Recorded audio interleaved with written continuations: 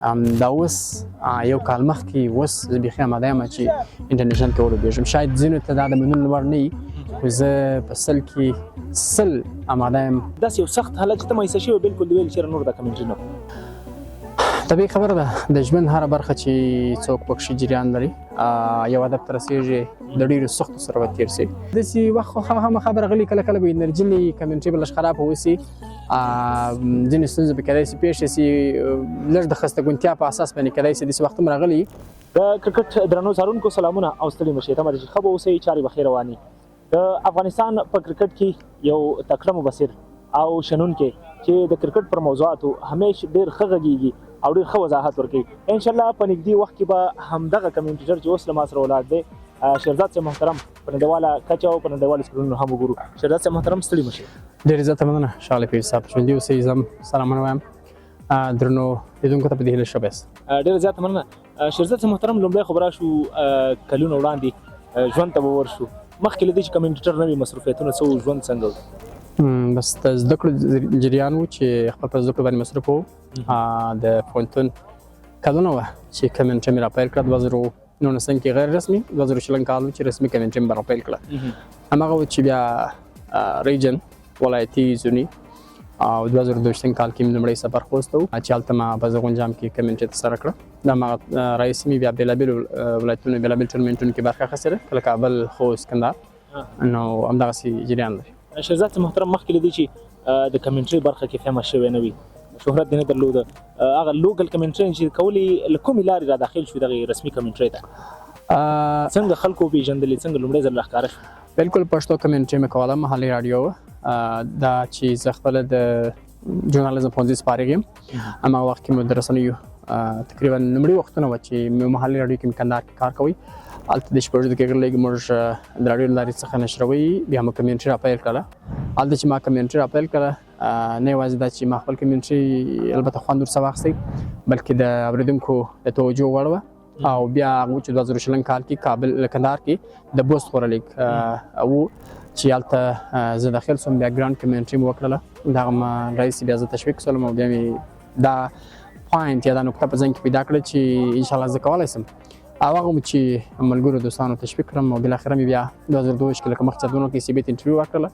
او بیا د انټرویو څخه ووتلم، کامیاب سوم د الله فضل سره او بالاخره جریان ورکړم. او شهرزاد صاحب محترم په دغه سفر کې چې د کمنټري بخش دی څومره سختې زغملي، څومره سختې ګاللي؟ طبیعي خبره ده، د ژوند هره برخه چې څوک پکښې جریان لري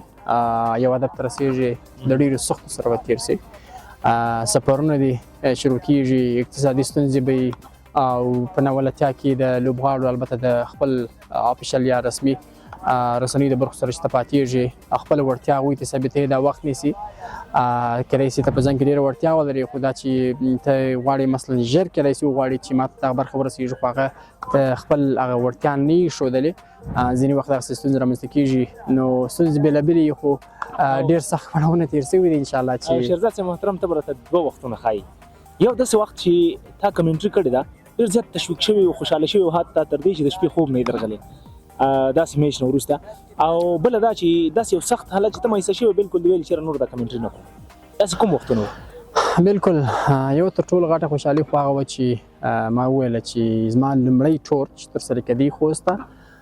د شپې 10:30 بجې وې چې سی بي سره زه په اړیکه کوم، یا ما ته وویل شول چې البته څو ورځې مخکې مې انټرویو کړی و چې نور تاسو کولی سئ سبا راسئ ټور ته. دا شپه زما لپاره ډېره د خوشحالۍ وه، ځکه چې دا د کندهار څخه زما لومړی سفر و په خپل کمنټري برخه کې چې ما کوئ، او هلته مې په ملي لوبو کې برخه اخیستل، ځکه د افغانستان داخل په ملي کچه د افغانستان ملي لوبغاړي ټول داخل و، بېل هغوی چې په آی پي ایل کې دې لوبې کولې. دا شپه زما لپاره ډېره ځانګړې وه، دا یو ډېر ځانګړی خبر و کله چې ما واورېدی، او ډېر یقینا چې خوب سم نه و. کله چې ما پوسټ وکړ نو زړه ته کېدی دغه وخت کې نه څه به درته وایم، کله چې ما پوسټ وکړ یو بله جالبه دا وه چې دلته کم ملګري چې په فیسبوک کې زما سره وه، هغوی د هغه پوسټ جلا خپل ځان ته وکړي او ډېر زه په اصطلاح تشویق یې کړم، نور هم وهڅېدلم او بېلابېلې بڼې ورکړې. د هغوی چې زما سفر راپیل شو، بیا چې د خوست ته تللم، په دا لارې باندې نه پوهېدم په داسې حال کې چې زه د موټر سره څه په اصطلاح هغه ستونزه لرم چې حساسیت لرم، خو هغوی چې سفرونه مې وکړل او هغه ستونزه هم کرا حل شوله. نو دا هغه حالت دی چې یقینا د خوشحالۍ شېبې وې. او بل داسې وخت خو خامخا به راغلي، کله کله به انرژي نه وي، کمنټري به لږ خرابه وسي، ځینې ستونزې به کېدای شي پیښ شي لږ د خستګونتیا په اساس باندې کېدای شي داسې وخت هم راغلی خو ډېر کم راغلی او داسې وخت راغلی چې چا د مخنیوي کړی د کورنۍ په غړو کې یا نورو ملګرو کې چې دغه بخش کې کار مه کوه دا کمنټري نه د کورنۍ څخه خاص مشکل نه دی پیښ شوی چې الحمدلله زه راضي یم د خپل کورنۍ څخه تر اوسه پورې موږ داسې یو کار نه دی کړی چې هغه تاوان پیښ کړی وي د خپل پلان په اساس باندې کوم زده کړې چې مې کړي دي کوم ژوند چې مې پېژندلی وي موږ داسې یو پالیسي کار کړی دی چې هغه د ژوند لپاره د ځان لپاره د نور لپاره ګټوره وي نو الحمدلله چا مخنیوي کورنۍ کې نه دی کړی ولې ځینې چیلنجونه ځینې ستونزې به وي چې په سفر کې به خامخا چا به فیصله ستونزې جوړ کړي چا به نه جوړ کړي خو ما دې ستونزو ته فیصله ځان نه دی مات کړی او وړاندې روان یم همغه چې خپل په ځان باندې باور لرم قوي سپورټر څوک دی چې تا سپورټ کوي او تا ته همیشه مثبت انرژي درکوي بس ځینې نږدې ملګري دي چې هغه فیصله دی غواړي چې زما کمیونټي نور پرمختګ وکړي دعاګانې راته کوي او دې مې همیشه تشویق کوي ټولنیزو رسنۍ باندې مخامخ چې مې ویني داسې کوم خاص ځانګړی کس نشته عمومي ملګري او د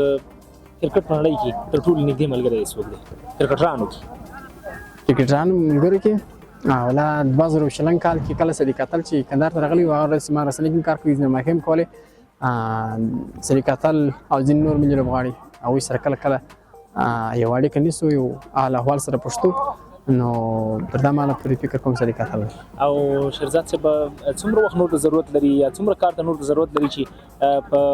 نړۍ کې پر غټو لیګونو کې پر غټو سیالیو کې وګورو په سکرین باندې د کمنټري واورو زده کړه خو پای نه لري ډېر زده کړې ته اړتیا شته د هر چا شاید زه نورو زده کړو ته اړتیا ولرم خو د باور په اساس ویلی شم چې څومره ما لږ ډېر ځان ثابت کړی دی چې دا اوس